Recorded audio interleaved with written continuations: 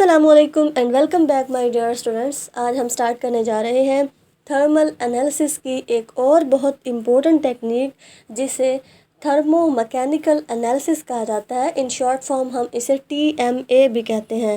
So TMA stands for thermo mechanical analysis. Dear students, thermo mechanical analysis एक बहुत ही important thermal analysis की technique है। इसे यूज़ किया जाता है मुख्तलिफ मटीरियल सैंपल की मैकेनिकल प्रॉपर्टीज़ को स्टडी करने के लिए। हम यहाँ क्या करते हैं, अपने मटेरियल सैंपल पर मुख्तलिफ स्ट्रेसेस अप्लाई करते हैं और ये स्ट्रेसेस नोन होते हैं, यानी हमें पता होता है कि इतनी रेंज का स्ट्रेस है। हम अपने मटेरियल सैंपल पर वेल नोन या वेल डिफाइंड स्ट्रेस अप्लाई करते हैं as a function of temperature and time, और हमें कंप्यूटर के स्क्रीन पर रिजल्ट्स मिल रहे होते हैं in the form of graph. So in this video we are going to discuss what is thermomechanical analysis, its basic principle, mechanical moduli, why we use thermomechanical analysis and its applications. So let's start without wasting our time.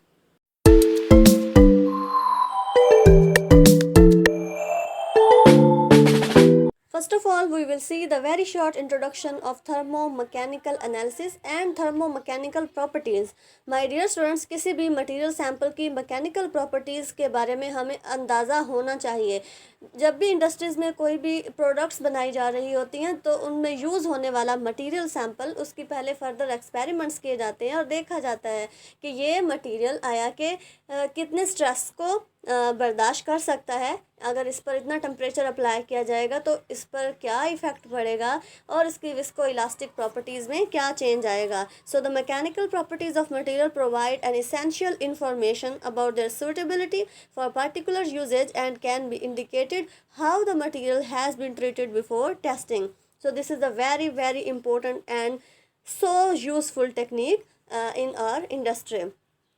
इसके अलावा dear students, पिछली video में जहाँ पे हमने dynamic mechanical analysis discuss किया था, अगर आपने वो वीडियो नहीं देखी तो प्लीज़ सबसे पहले जाकर उसे देखिए।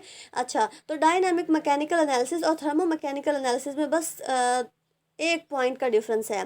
थर्मो मैकेनिकल एनालिसिस में हम कांस्टेंट प्रेशर अप्लाई करते हैं, जबकि डायनामिक मैकेनिकल एनालिसिस में वेरिड प्रेशर अप्लाई किया जाता है। So these both techniques are very useful and beneficial for us. So this was the very short introduction of thermomechanical analysis. I hope so आपको ये अच्छे से समझ आ गया होगा। उसके अलावा डियर स्टूडेंट्स, आपको पता है कि हम पिछली वीडियो में जिसमें हमने डायनामिक मैकेनिकल एनालिसिस डिस्कस किया था, तो वहाँ पर हमने एक एरोप्लेन के विंग की एग्जांपल डिस्कस की थी।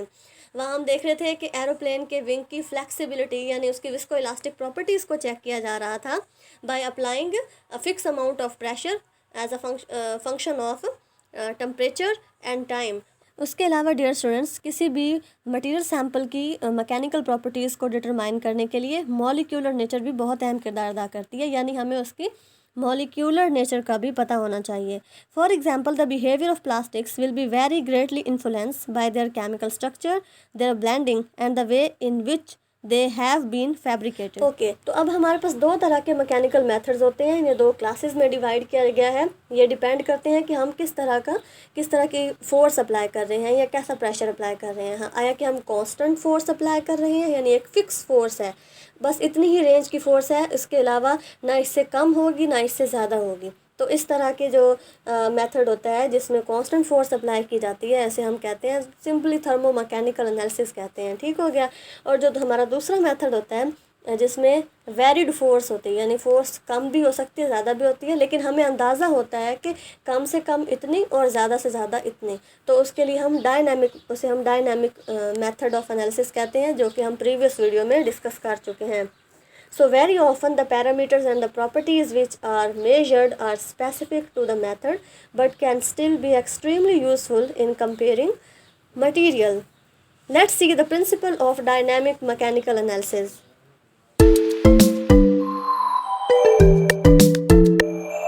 As we have discussed that mechanical methods are divided into two classes depending on whether the forces applied are constant or varied. आया कि हमने फोर्स कांस्टेंट अप्लाई की है या वेरिड अप्लाई की है। सो इस मेथड में हम क्या देख रहे हैं, कांस्टेंट फोर्स देख रहे हैं। सो थर्मोमैकेनिकल एनालिसिस एक ऐसा मेथड है जिसमें मटेरियल सैंपल पर कांस्टेंट फोर्स अप्लाई की जाती है। ठीक हो गया। कांस्टेंट फोर्स या नॉन ऑसिलेटिंग स्ट्रेस आप कह सकते हैं। नॉन ऑसिलेटिंग स्ट्रेस हम अपने मटेरियल सैंपल पर अप्लाई करते हैं as a function of temperature and time, और देखते हैं कि उस स्ट्रेस और टेम्परेचर के अप्लाई करने से हमारे मटेरियल सैंपल की डायमेंशंस में क्या चेंज आया या हमारे मटेरियल ने कैसा बिहेवियर शो किया। सो this is the basic principle of dynamic mechanical analysis. Let we read. This is a technique in which the deformation of the sample under non-oscillating stress is monitored against time or temperature. While the temperature of the sample in a specified atmosphere is programmed, the stress may be compression, tension, flexure, or torsion. And if the stress is too low to cause a deformation, thermomechanical analysis monitors the dimension of the sample, and this role can be called thermodiatometry. ठीक हो गया। वही चीज़ जो मैंने अभी आपको बताई कि थर्मोमैकेनिकल एनालिसिस एक ऐसा मेथड है जिसमें हम क्या करते हैं, अपने मटेरियल सैंपल पर एक स्पेसिफाइड या फिर नॉन ऑसिलेटिंग स्ट्रेस अप्लाई करते हैं as a function of temperature and time, और देखते हैं कि उस स्पेसिफाइड नॉन ऑसिलेटिंग स्ट्रेस को अप्लाई करने से और टेम्परेचर अप्लाई करने से हमारे मटेरियल सैंपल की डायमेंशन में क्या चेंज आया और उसने कैसा बिहेवियर शो किया। किसी भी इंडस्ट्री में कोई भी प्रोडक्ट बनाने के लिए ये तमाम चीज़ें अंडरस्टैंड करना इंतहाई ज़रूरी है। इसके अलावा हम अपनी इंडस्ट्री में कोई भी प्रोडक्ट सक्सेसफुली नहीं बना सकते। ठीक हो गया। तो मैकेनिकल मॉड्यूली अगर देखा जाए, यानी हम समटाइम क्या होता है कि हम सडनली एक लार्ज फोर्स अप्लाई करते हैं अपने मटेरियल पर, तो इससे क्या होता है, हमारा मटेरियल ब्रेक हो सकता है या उसमें क्रैक्स आ सकते हैं। ठीक है। अगर हम अपने लिक्विड मटेरियल को देखें तो वो क्या करेगा, फ्लो करना शुरू कर देगा। और जैसा कि आपको पता है कि डिफरेंट फ्लूइड्स की डिफरेंट विस्कोसिटी होती है। सो लिक्विड की जो फ्लो की रेशो होती है वो किस पे डिपेंड करती है, विस्कोसिटी पे डिपेंड करती है। अब आपको पता है ना कि जो विस्कोसिटी हमारे वाटर की है वो बिल्कुल भी हनी की नहीं हो सकती। इस तरह से मुख्तलिफ टाइप्स के जो भी फ्लूइड्स होते हैं उनकी जो उनका जो फ्लो रेट होता है या फिर उनकी जो विस्कोसिटी होती है वो एक दूसरे से बिल्कुल डिफरेंट होती है। यानी उन पर या लिक्विड पर भी हम अगर कोई प्रेशर या एक स्पेसिफिक टेम्परेचर अप्लाई करेंगे और प्रेशर अप्लाई करेंगे तो क्या होगा कि उसमें भी डिफॉर्मेशंस आएंगी, और उसकी भी स्टडी हम कर सकते हैं by using dynamic method of thermal method of analysis. इसी तरह कुछ हमारे सॉलिड्स जो हैं वो डिफॉर्म हो जाते हैं इलास्टिकली, यानी हम अपने किसी भी सॉलिड पर, कोई हमारा सॉलिड मटेरियल है और उस पर हमने क्या किया है, एक नॉन ऑसिलेटिंग स्ट्रेस अप्लाई किया है, तो क्या होगा कि हमारा मटेरियल जो है वो इलास्टिकली डिफॉर्म हो जाएगा। यानी जब उससे हम स्ट्रेस हटा लेंगे तो क्या होगा कि हमारा वो मटेरियल दोबारा से अपनी रियल पोजीशन में, ओरिजिनल हालत में आ जाएगा। With many materials, there is an elastic limit above which the material undergoes a plastic deformation which is irreversible. Sometime क्या होता है कि हमारा मटेरियल प्लास्टिक डिफॉर्मेशन में चला जाता है, यानी वो बिल्कुल ही डिफॉर्म हो जाता है और उसका वापस अपनी रियल हालत में आना इम्पॉसिबल होता है। समटाइम क्या होता है कि लोड अप्लाई करने से हमारे मटेरियल में फ्रैक्चर आ सकता है। Parameter symbol and terminology that will be used for studying the mechanical properties must be established। इस वजह से हमें जो भी हम अपनी इंडस्ट्रीज़ में प्रोडक्ट बना रहे होते हैं तो उसके लिए इसी वजह से ये चीज़ ज़रूरी है कि हम उसके टेस्ट कर लें कि आया कि इतना टेम्परेचर या इतना प्रेशर अप्लाई करने से हमारे मटेरियल पर क्या फ़र्क पड़ सकता है, उसकी डायमेंशंस में क्या चेंज आ सकता है। सो ये है हमारा basic principle of thermal mechanical analysis. एक एग्जांपल देख लेते हैं dear students thermo mechanical analysis की। यहाँ पर स्लाइड की लेफ़्ट साइड पे आपको रेलवे ट्रैक दिखाया गया है। You know dear students, during summer हमारे रेलवे ट्रैक्स क्या हो जाते हैं, एक्सपेंड हो जाते हैं, जबकि विंटर सीजन में हमारे रेलवे ट्रैक्स क्या हो जाते हैं, कॉन्ट्रैक्ट हो जाते हैं। समटाइम क्या होता है, अगर हमारा रेलवे ट्रैक स्टील से बना हुआ जो रेलवे ट्रैक है, अगर 80 डिग्री सेंटीग्रेड टेम्परेचर आ जाए उस पर, मतलब उस पर अप्लाई हो जाए, तो उसमें 50 मीटर तक एक्सपेंशन हो सकती है। यानी हमारे रेलवे ट्रैक में गैप्स पड़ सकते हैं अबाउट 6.5 सेंटीमीटर। ये बिल्कुल आपको प्रैक्टिकली एग्जांपल दिखाई गई है कि किस तरह से प्रेशर और टेम्परेचर का इफ़ेक्ट पड़ता है हमारे मुख्तलिफ़ मटेरियल्स पर, जैसा कि आपको रेलवे ट्रैक का दिखाया गया है। क्योंकि आपको पता है ना कि हमारे ट्रेन का भी काफ़ी सारा मैस होता है, यानी वो प्रेशर डालती है रेलवे ट्रैक पर। उसके अलावा जो हमारा इन्वायरमेंटल टेम्परेचर होता है, एटमॉस्फेरिक टेम्परेचर, वो भी मतलब जैसे अब समर सीज़न है तो जाहिर सी बात है टेम्परेचर बढ़ेगा। तो टेम्परेचर बढ़ने से क्या होगा कि हमारे रेलवे ट्रैक्स जो हैं ये एक्सपेंड हो जाएंगे, यानी मेल्ट होना शुरू हो जाते हैं। यानी बिल्कुल फ़्लो तो नहीं करते क्योंकि वो आयरन से मिलकर बने होते हैं या स्टील से मिलकर बने होते हैं। तो अभी हमने स्टील से बने हुए रेलवे ट्रैक की एग्जांपल देखी कि अगर 80 डिग्री सेंटीग्रेड तक टेम्परेचर पहुंच जाए तो क्या होगा कि हमारे जो रेलवे ट्रैक्स हैं ये अबाउट 50 मीटर सेक्शन तक एक्सपेंड हो जाएंगे और इनके दरमियान 6.5 सेंटीमीटर तक गैप आ सकता है। इस तरह की चीज़ें होती हैं जो हमारी इंडस्ट्रीज़ में, यानी उनमें सर्टन मॉडिफिकेशंस की जाती हैं। यानी अब हमें पता है ना कि हमारी ये जो पहले वाली प्रीवियस हमारी जो प्रोडक्ट थी उसमें ये ख़राबियाँ थी या उसमें ये लिमिटेशंस थी। तो हमने जो अब न्यू चीज़ बनानी है उसमें ये लिमिटेशंस नहीं होनी चाहिए। अब मॉडर्न जो रेलवे ट्रैक्स इंट्रोड्यूस करवाए जा रहे हैं उसमें यानी ऐसा मटेरियल यूज़ किया जा रहा है जिससे यानी ज़्यादा से ज़्यादा टेम्परेचर भी अगर हो तो उसके पास इतनी रेजिस्टेंस होती है कि हमारा ट्रैक एक्सपेंड ना हो पाए, या फिर अगर टेम्परेचर बहुत ही कम हो गया है, विंटर सीज़न है, तो वो ज़्यादा कॉन्ट्रैक्ट ना हो। ठीक हो गया। This was the best example of thermomechanical analysis. I hope so dear students आपको इसकी अच्छे से समझ आ गई होगी। मज़ीद हम देख लेते हैं इंस्ट्रूमेंटेशन ऑफ थर्मोमैकेनिकल एनालिसिस और उसके बाद हम ग्राफिकल प्रेजेंटेशन देखेंगे।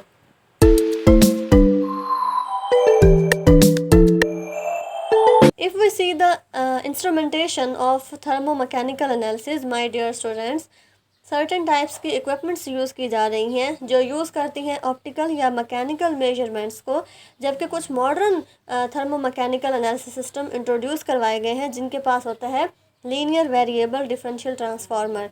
हम मॉडर्न इक्विपमेंट को यूज़ करने जा रहे हैं, मॉडर्न इक्विपमेंट्स जो यूज़ करती हैं linear variable differential transformer. Dear students, linear variable differential transformer attach होता है क्वार्ट्ज से बनी हुई प्रोब के साथ, जो आप आसानी से इस स्लाइड में देख सकते हैं। ये लीनियर वेरिएबल डिफरेंशियल ट्रांसफार्मर हमारी क्वार्ट्ज से बनी हुई प्रोब के साथ अटैच होता है और हमारी ये प्रोब रेस्ट पोजीशन में होती है ऑन द सैम्पल मीडियम। ठीक है, और इन्हें एक कंट्रोल्ड एटमॉस्फेयर में रखा जाता है। अच्छा, उसके बाद हमारा जो सैंपल होता है ये सैंपल होल्डर में रखा जाता है। ठीक हो गया। And the whole assembly is enclose in a programmer.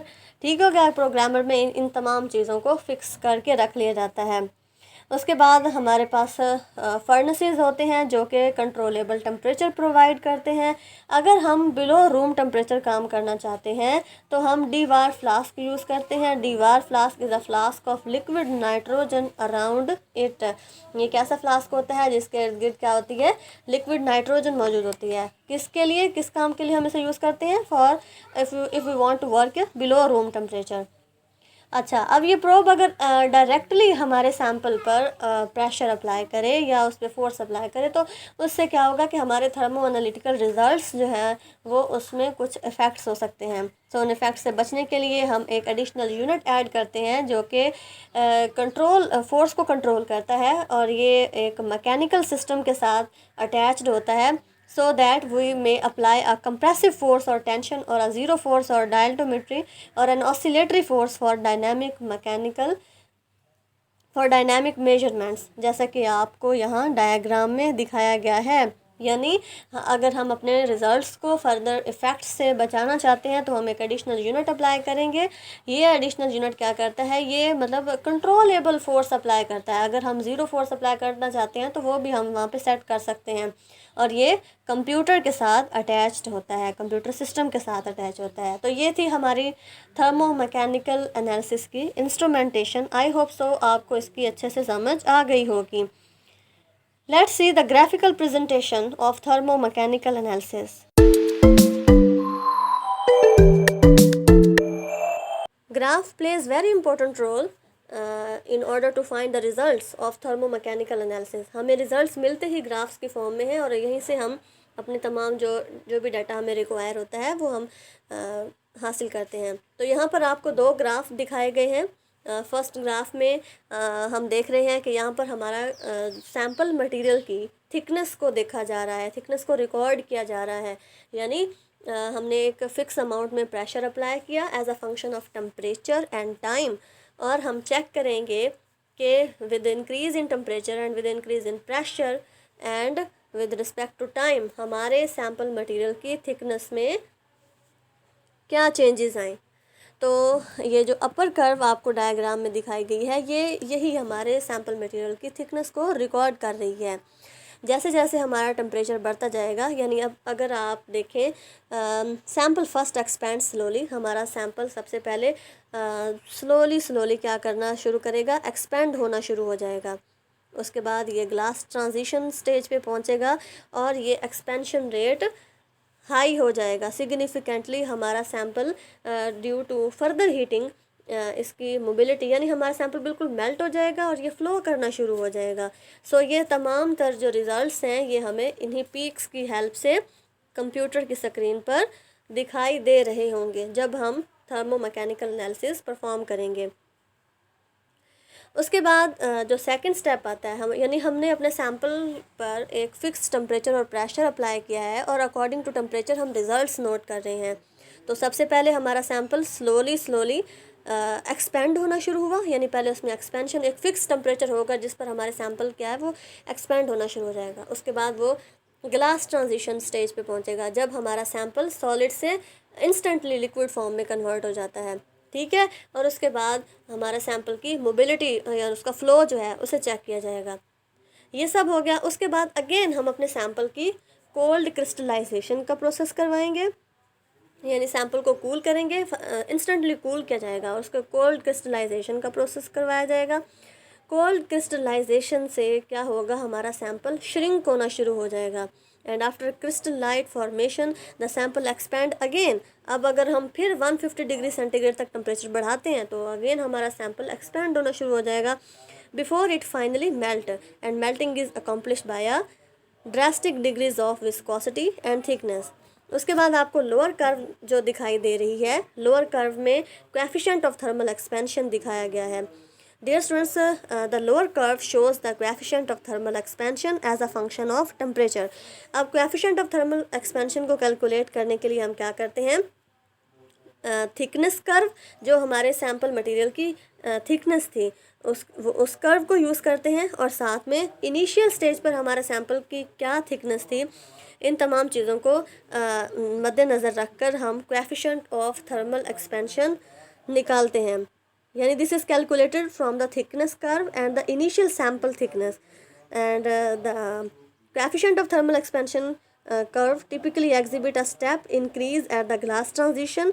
The information can also be presented from the table. यहाँ पर आपको एक टेबल दिखाई दिया गया है, इसकी हेल्प से भी आप इसे अंडरस्टैंड कर सकते हैं। सो आई होप सो आपको इस ग्राफिकल प्रेजेंटेशन की अच्छे से समझ आ गई होगी। अगर आपको इसमें कोई भी प्रॉब्लम है तो प्लीज़ आप कमेंट सेक्शन में राइट कीजिए। इंशाल्लाह I will try to clarify in the next video. Dear students, again हमारा लेक्चर फिर लेंथी होता जा रहा है और मैंने आपको इसका प्रॉपर्ली कॉन्सेप्ट दे दिया है।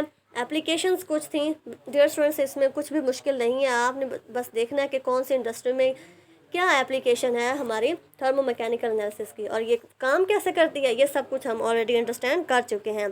सो आप इसे देख लीजिए और उसके बाद एक क्लिप एंड पे मैं आपको दिखाऊंगी जिसमें आपको दिखाया जाएगा कि एक्चुअली थर्मोमैकेनिकल एनालिसिस के जो इंस्ट्रूमेंट होता है ये किस तरह से प्रैक्टिकली वर्क करता है। सो मुझे दीजिए इजाज़त, दुआओं में याद रखिए और नेक्स्ट वीडियो में मिलते हैं। टिल देन अल्लाह हाफिज़ एंड बेस्ट ऑफ लक।